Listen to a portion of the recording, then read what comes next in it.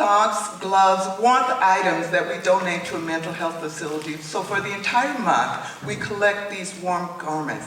And this month we have a drop box that you can drop off your donations if you like to participate. The address is 826 Via Alhambra, Unit O, and if you don't remember that, contact me later and I can give that to you. Or you can bring your donated items to our January meeting, which will be up at room 1 of the hallway there. The other announcement I have is that we have an exciting event coming up in February in honor of Black History Month. We have this amazing group from the past called the Delphonics. And they're going to be presenting such songs as La La La means I love you and did not blow your mind this time. So that's going to be at the Performing Arts Center on February 10th, and I have some flyers that I will put out on your tables in case you forget that. So those are the announcements that I have. So on behalf, again, of the African American Heritage Club, we want to thank you again for coming out and welcome. We have a great show lined up for you. We are presenting We Have a Dream, and that's, sort of Dr. King's slogan is I have a dream. So it's really nice that we have a dream. So that's the emphasis for this program tonight, We Have a Dream. You're going to be hearing from some voices of the past, some that you may be familiar with and some may trigger your memory. You will hear from Sojourner Truth, you will hear from Frederick Douglass, you may hear Maya Angelou, you may hear Dr. King, you will hear some voices. So we hope you enjoy those. And so without any further ado, let's go on with the program. The first voice that you're going to hear will be the voice of Sojourner Truth. So let's welcome the amazing voice. Thank you.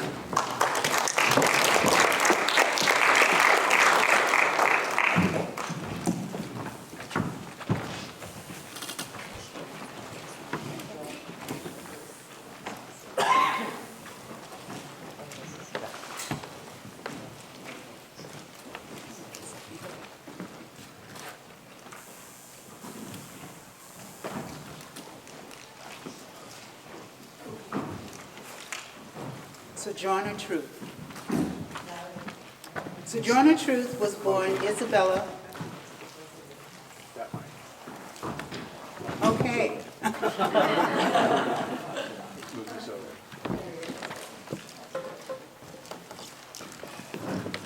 knew there was something different. Sojourner Truth. Sojourner Truth was born Isabella Bomfrey, a slave in Dutch-speaking Ulster County, New York, in 1797. She was bought and sold 4 times during her lifetime. Sojourner became an outspoken advocate for abolition, temperance, and civil and women's rights in the 19th century. At the 1851 Women's Rights Convention held in Akron, Ohio, Sojourner Truth delivered what is now recognized as one of the most famous abolitionist and women's rights speeches in American history. The title is Ain't I a Woman? That man over there, that man that says that women need to be helped into carriages and lifted over ditches and to have the best place everywhere. Nobody ever helped me into a carriage or over mud puddles or gives me any best place. And ain't I a woman? Look at me. Look at my arms. I have plowed, planted, and gathered into barns, and no man could head me. And ain't I a woman? I could work as much and eat as much as any man when I could get it, and also bear their lash. And ain't I a woman? I have borne 13 children, seen most all sold, also as slaves. And when I cried out with my mother's grief, none but Jesus, none but Jesus, none but Jesus heard me. And ain't I a woman? Sojourner continued to speak out for the rights of African Americans and women during the Civil War. She died on November 26, 1883, at her Battle Creek home. Most of the citizens of Battle Creek were there. Many were pallbearers. 1,000 people attended.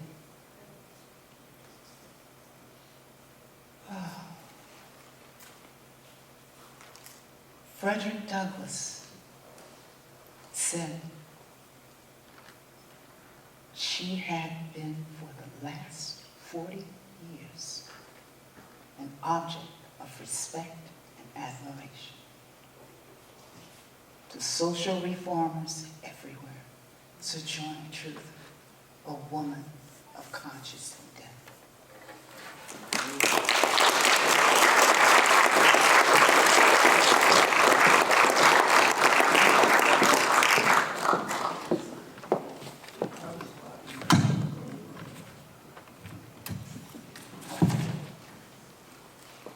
Harriet Tubman and the Underground Railroads.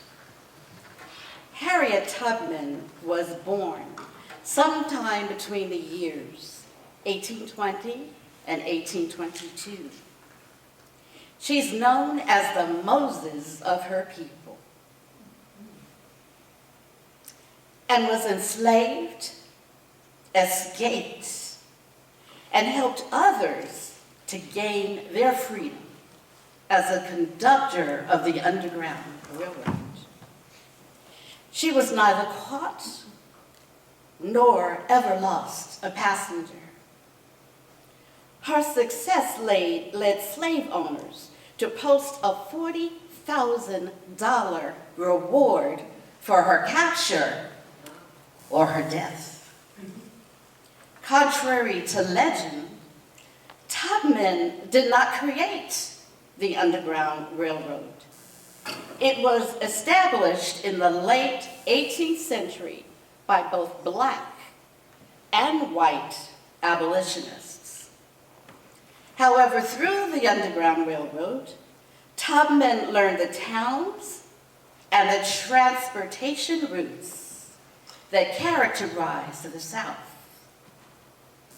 This information made her, as a scout, a spy, and a guerrilla soldier, important to the Union military commanders during the period of the Civil War.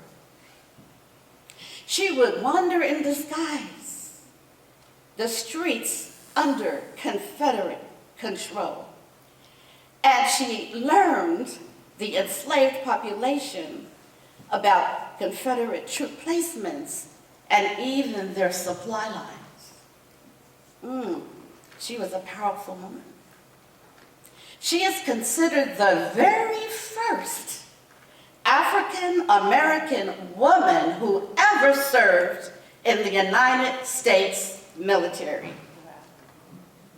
Tubman died in the year 1913, and she was buried with military honors at Fort Hill Cemetery in Auburn, New York.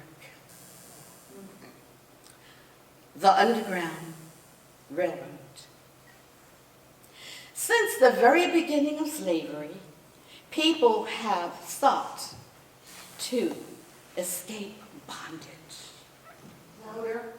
In the United States, the Fugitive Slave Act of the year 1850 permitted the seizure and the return of runaway slaves who escaped from one state and went to another state. As a result, the Underground Railroad was organized. Despite the illegality of their actions, people of all races, classes, and genders participated in this widespread form of civil disobedience. Many freedom seekers had begun their journey unaided, and many completed their self-emancipation without any assistance. But each subsequent decade in which slavery was legal in the United States, there was an increase in active efforts to assist people's escape. The Underground Railroad started at the place of enslavement. The routes followed both natural and man-made modes of transportation. They included rivers, canals, bays, the Atlantic coast, ferries and river crossings, roads and trails. Locations close to ports, free territories, and even international boundaries prompted many escapes. The Portsmouth African Burying Ground. This burial ground is a memorial park on Chestnut Street in Portsmouth, New Hampshire. The memorial park sits on top of an 18th century gravesite containing almost 200 freed and enslaved African people. It is the only archaeologically verified African burying ground in the time period in New England. In the year 2000, a marker was placed near the cemetery to mark the location of the burying ground along the Black Heritage Trail. There is an entry place in the memorial park consisting of a large rectangular cut of granite with two bronze statues on either side. Facing east towards Africa is an African man, representative of the very first slaves to land in New England. The statue itself is quite big, representative of the mental strength needed after experiencing the slave trade and journey from Africa to New England. The statue itself is big, but the people there experienced such tremendous angst from being free to now being enslaved. They weren't born slaves. They were made to be slaves as they came to this country. The figure of the man wore just a simple pair of pants and a shirt. This was indicative of the labor required of slaves to build the colonial settlements. On the other side of the granite, facing west, is an African woman. She represents the loss of family, friends, and fellow community members separated from each other during the slave trade. She wears a traditional West African dress and headdress that would have been common in her village. Both of the statues have an arm stretching along the granite slab, trying to reach for the other, but only very few inches apart. Their hands never touched. Instead, this was to represent the separation that African slaves experienced and would have to experience for a period of over 200 years.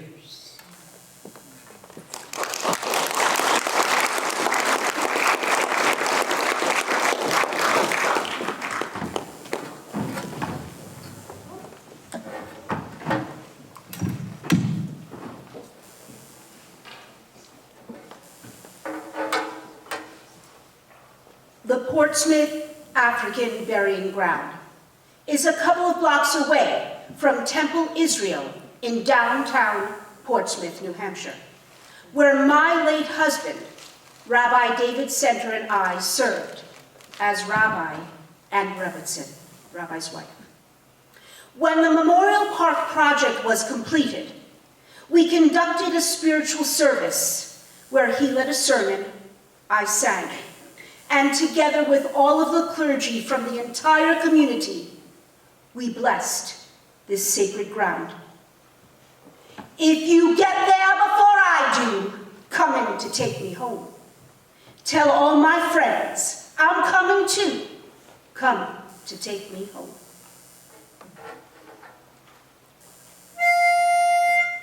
Sweet Lord, sweet chariot,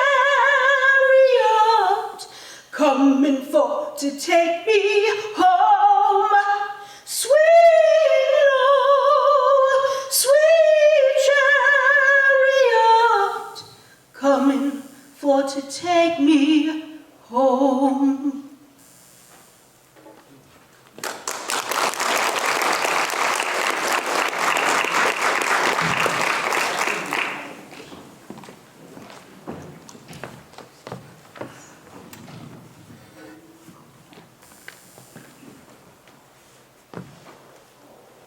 Frederick Douglass, one of our nation's greatest abolitionists, was born into slavery in February 1818.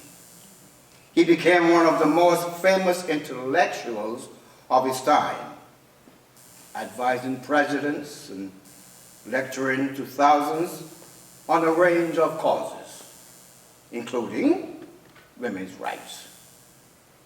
He said, "If there is no struggle, there is no progress." On July 5th, 1852, Douglas gave a speech at an event commemorating the signing of the Declaration of Independence held at Rochester, Corinthian Hall. One of his famous speeches, it later came to be called, "What to a Slave is the 4th of July," in which the speaker told his audience, "The rich inheritance of justice, liberty, prosperity, and independence bequeathed by your forefathers is shared by you, not by me. The sunlight that brought light and healing to you has brought stripes and death to me. The 4th of July is yours, not mine. You may rejoice. I must mourn."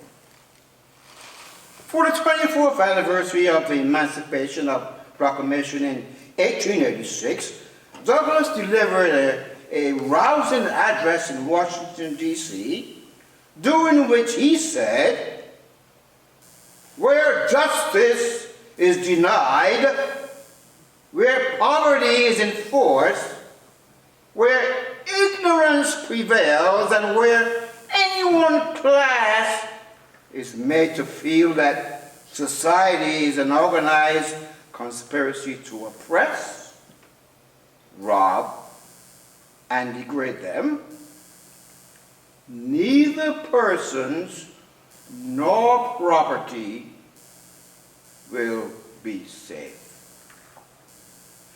And to conclude with one of Frederick Douglass' most famous remarks, he said, "I would unite with anybody to do right, and with nobody to do wrong."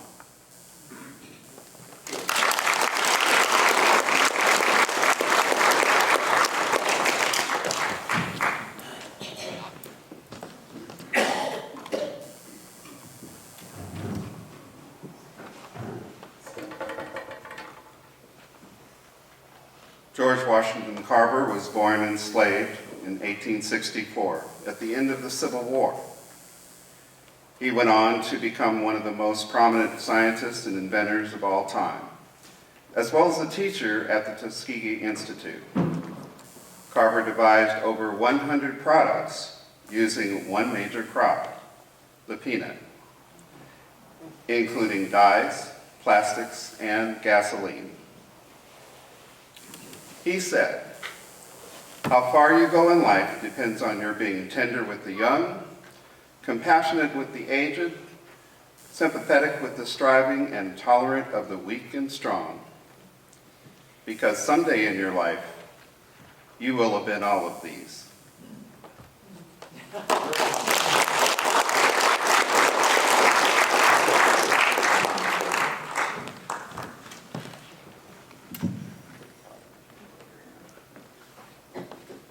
Singer Marian Anderson displayed vocal talent as a child, but her family could not afford to pay for formal training. Members of her church congregation raised funds for her to attend a music school for 1 year. And in 1955, she became the first African-American singer to perform as a member of the Metropolitan Opera of New York City.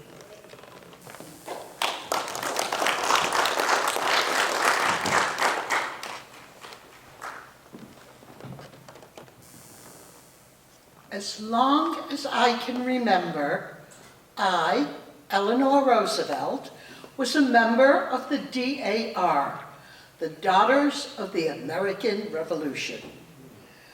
The renowned contralto, Marian Anderson, was to give a concert at Constitution Hall, which was owned by the Daughters of the American Revolution. They refused to let her sing there. When it was arranged for her to sing at Central High School, the DAR applied pressure and the engagement was canceled. I was furious. I protested and resigned from the Daughters of the American Revolution, as did many others. I then got together with the Secretary of the Interior, Harold Ickey, who arranged for Marian to sing at the Lincoln Memorial on Easter Sunday, 1939. 75,000 people attended the event, at which Marian Anderson offered up a riveting performance that was broadcast live for millions of radio listeners. Ladies and gentlemen, Marian Anderson.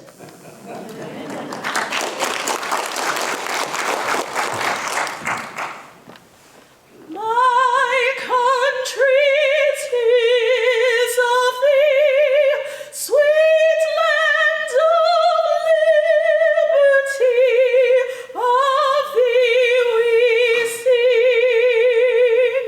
Land where my fathers died, land where the pilgrims pride, from every mountain side, let freedom ring.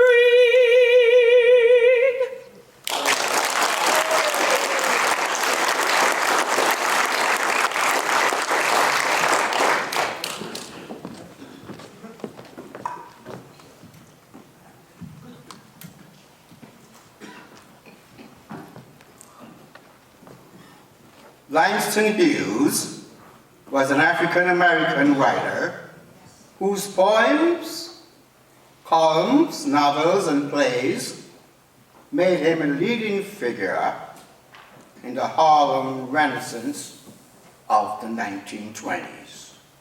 His poetry and fiction portrayed the lives of the working-class blacks in America, lives he portrayed as full of struggle, joy, laughter, and music. Permeating his work in pride in the African-American identity and its diverse culture Langston said, "My seeking has been to explain, illuminate the Negro condition in America, and obliquely that of all humankind," said Langston. What happened to a dream deferred? Does it dry up like a raisin in the sun?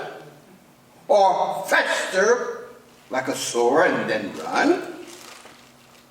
Does it stink like rotten meat? Or crust and sugar over like a syrupy sweet? Maybe it just sags like a heavy load. Or does it explode? I too sing America. I am the darker brother. They send me to eat in the kitchen when company comes. But I laugh and eat well and grow strong. Tomorrow, I'll be at the table. When company comes, no one will dare say to me, "Eat in the kitchen." Then, besides, they'll see how beautiful I am and be ashamed. I too am America.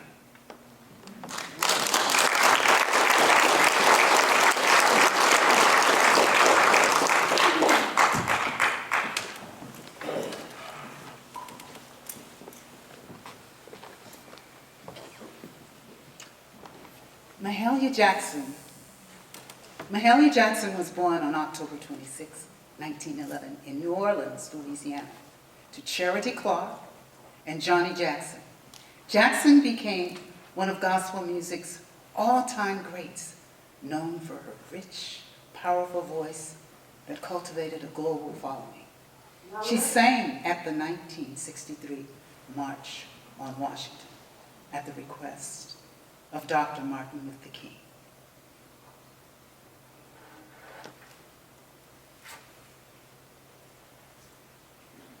Why should I feel discouraged? Why do the shadows come? Why does my heart get so weary and long for heaven and home when Jesus is my portion, my constant friend is He. For His eyes on the sparrow, and I know He watches me. So I sing because I'm happy. I sing because I'm free. For His eyes on the sparrow, and I know, yes I know, He watches over me.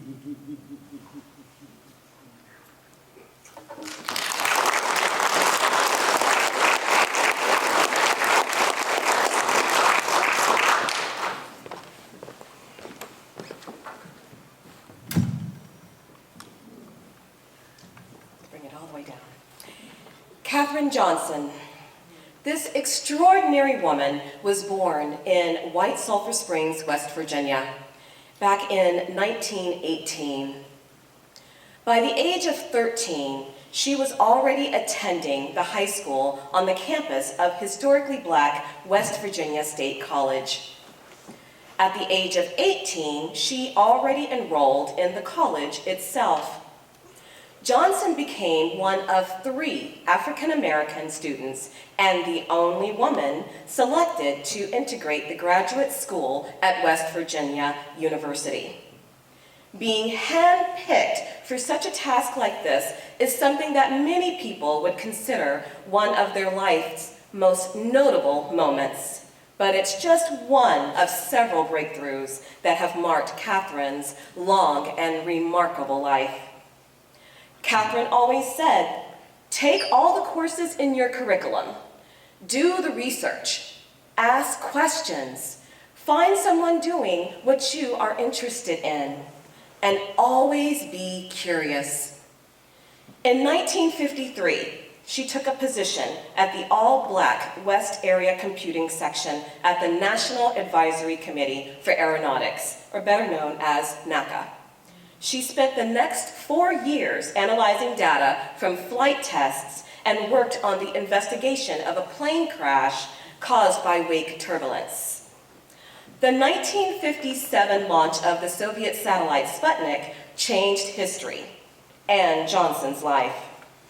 In 1957, she provided some of the math for the 1958 document, Notes on Space Technology, a compendium of a series of lectures given by engineers in the Flight Research Division and the Pilotless Aircraft Research Division, or better known as PARD.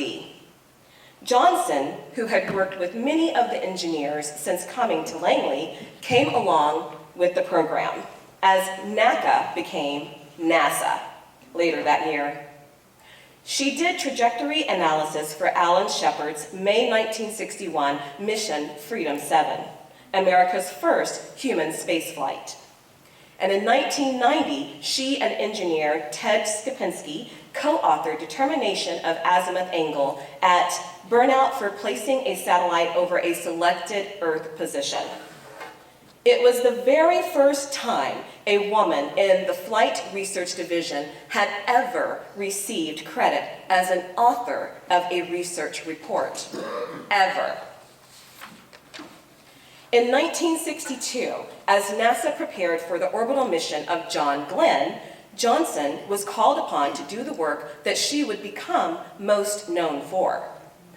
The complexity of the orbital flight had required the construction of a worldwide communications network linking tracking stations around the world to IBM computers in Washington, Cape Canaveral in Florida, and Bermuda.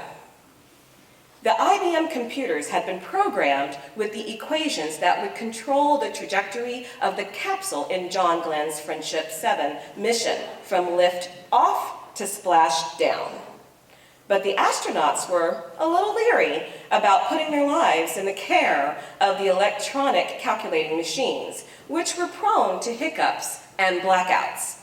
So in the words of Katherine Johnson, in math, you're either right or you're wrong. There's no gray area. As a part of the pre-flight checklist, John Glenn asked engineers to get the girl, apparently speaking of Catherine, to run the same numbers through the same equations that had been programmed into the IBM computers, but by hand. If she says they're good, Catherine remembers the astronaut saying, then I am ready to go. So John Glenn's flight was an absolute success. Yes. And it marked a turning point in the competition between the US and the Soviet Union in space. Catherine's calculations were critical to the success of the first and subsequent US crewed space flights. She finally retired in the year 1986 after 33 long and wonderful years at Langley. I loved going to work every single day, she said. Then in the year 2015, at age 97, Johnson added yet another extraordinary achievement to her very long list, President Barack Obama awarded her the Presidential Medal of Freedom, America's highest civilian honor. Wow. Johnson died on February the 24th, 2020, at the age of 101. NASA Administrator James Bridenstine said, Katherine Johnson was an American hero, and her pioneering legacy will never, ever be forgotten.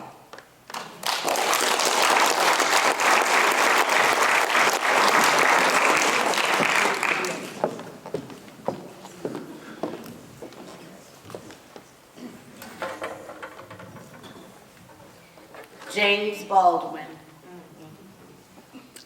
James Baldwin was an essayist, a playwright, a novelist, poet, and because of his activism, he was a voice of the American civil rights movement.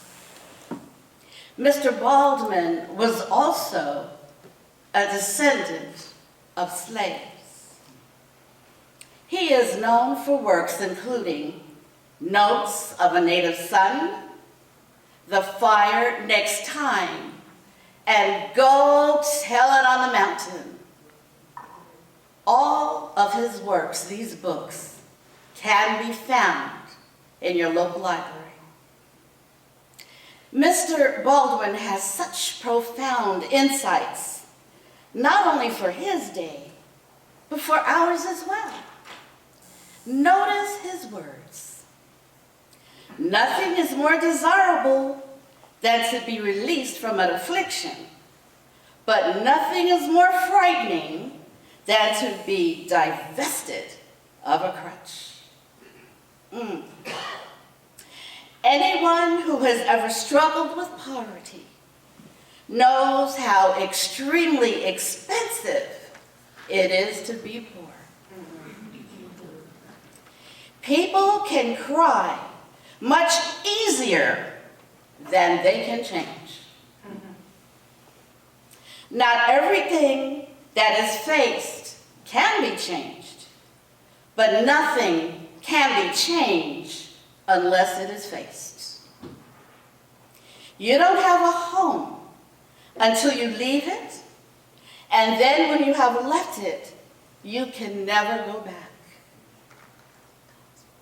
And finally, he said, the most dangerous creation of any society is the man or woman who has nothing to lose.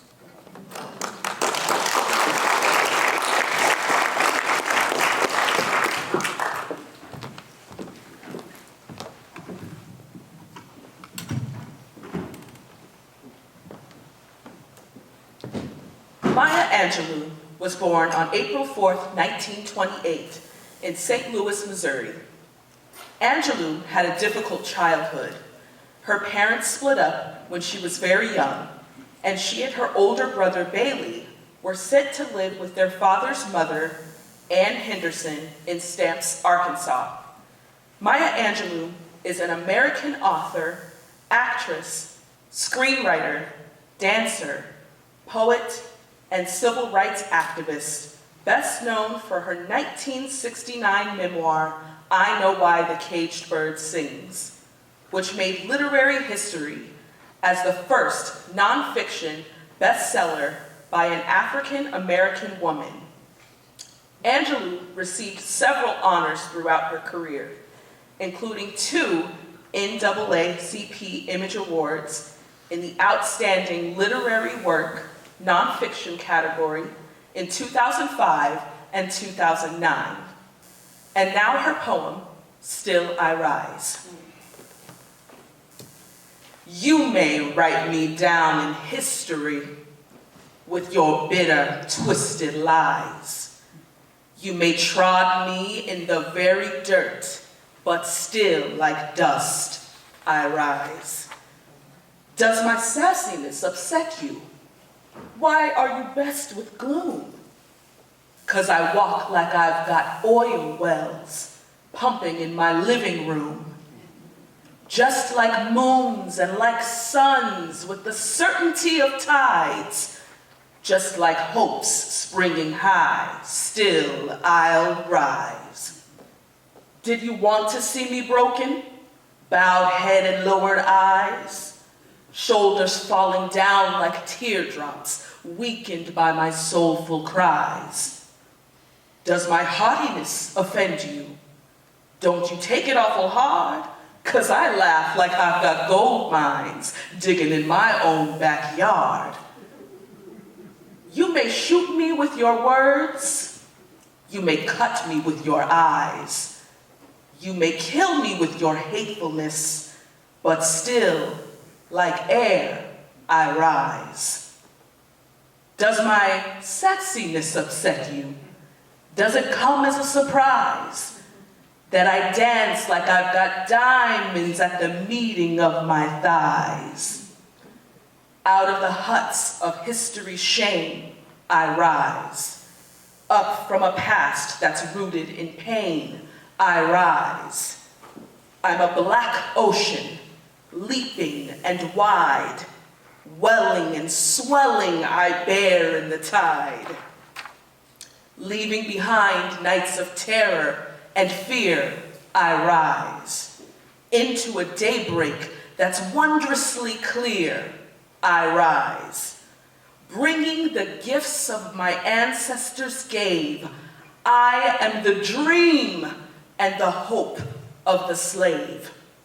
I rise, I rise, I rise.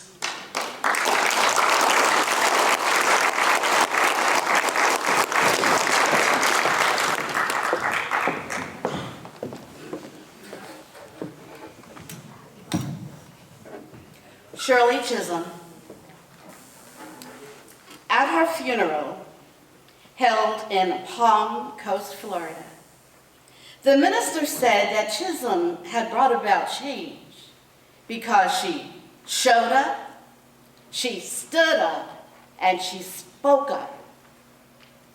Chisholm was born Shirley Anita St. Hill on November 30th, 1924, in the working class, predominantly black neighborhood of Bedford-Stuyvesant in Brooklyn, New York. However, from the ages of 5 to 9, she lived in Barbados, as both of her parents were from that Caribbean island. After graduating from Brooklyn College in the year 1946, she began her career as a teacher and went on to earn a master's degree in elementary education from Columbia University. She said, "You don't make progress by standing on the sidelines, whimpering and complaining. You make progress by implementing ideas." Chisholm was the first African-American woman elected to Congress.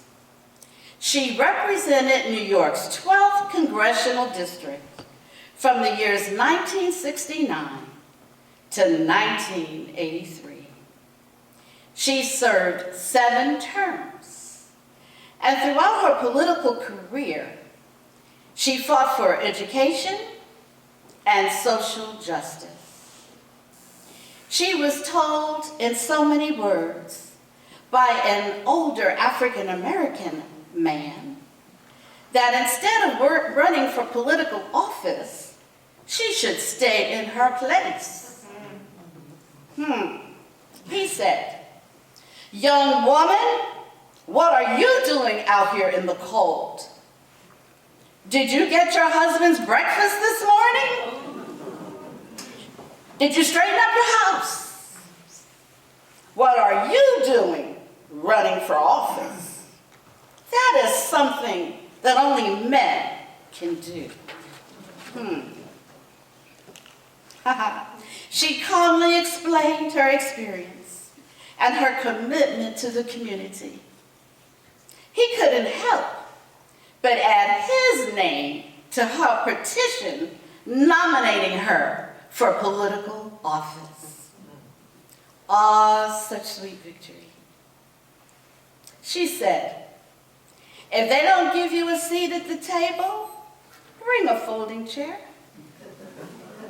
And I know a lot of women will relate to that. Chisholm was a founding member of the Congressional Black Caucus and the National Women's Political Caucus. In the year 1972, she became the first woman to seek the presidential nomination from one of the two major political parties.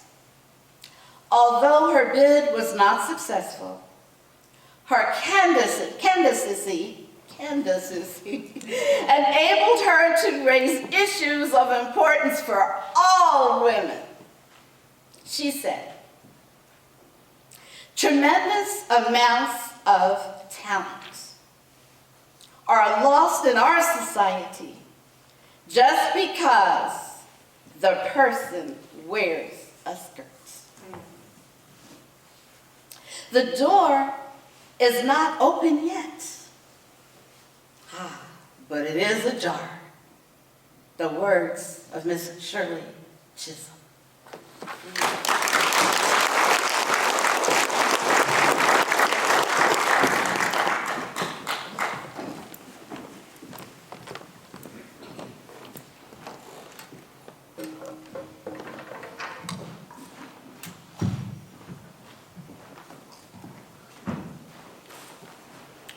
Martin Luther King Jr. He was a Baptist minister and civil rights activist who had a seismic impact on race relations in the United States beginning in the mid-1950s. Through his activism and inspirational speeches, he played a pivotal role in ending the legal segregation of African American citizens in the United States, as well as the creation of the Civil Rights Act of 1964 and the Voting Rights Act of 1965. King won the Nobel Peace Prize in 1964. He continues to be remembered as one of the most influential and inspirational African American leaders in history. The I Have a Dream speech was delivered on August 28, 1963, on the steps of the Lincoln Memorial. That day, he said, 80 years ago, a great American in whose symbolic shadow we stand today signed the Emancipation Proclamation. This momentous decree came as a great beacon light of hope to millions of Negro slaves who had been seared in the flames of withering injustice. It came as a joyous daybreak to end the long night of their captivity. When the architects of our republic wrote the magnificent words of the Constitution and Declaration of Independence, they were signing a promissory note to which every American was to fall heir. This note was a promise that all men, yes, black men as well as white men, will be guaranteed the unalienable rights of life, liberty, and the pursuit of happiness. It is obvious today that America has defaulted on this promissory note insofar as their citizens of color are concerned. Instead of honoring the sacred obligation, America has given the Negro people a bad check, a check which came back marked insufficient funds. But we refuse to believe that the Bank of Justice is bankrupt. We refuse to believe that there are insufficient funds in the great vaults of opportunity of this nation. And so we've come to cash this check, a check that will give us, upon demand, the riches of freedom and the security of justice. So even though we face difficulties of today and tomorrow, I still have a dream. It is a dream deeply rooted in the American dream. I have a dream that one day this nation will rise up and live out the true meaning of its creed. We hold these truths to be self-evident, that all men are created equal. I have a dream that my 4 little children will one day live in a nation where they will not be judged by the color of their skin, but by the content of their character. I have a dream today. I have a dream that one day every valley should be exalted, every hill and mountain shall be made low, and the rough places will be made plain, and the crooked places will be made straight. And the glory of the Lord shall be revealed, and all flesh will see it together. This will be the day when all of God's children will be able to sing with new meaning, "My country, 'tis of thee, sweet land of liberty, of thee I sing. Land where my fathers died, land of the pilgrim's pride, from every mountainside, let freedom ring."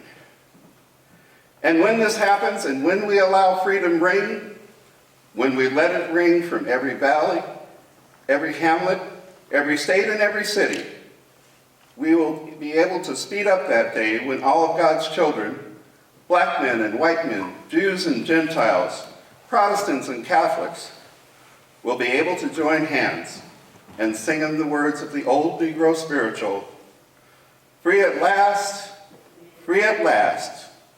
Thank God Almighty, we are free at last."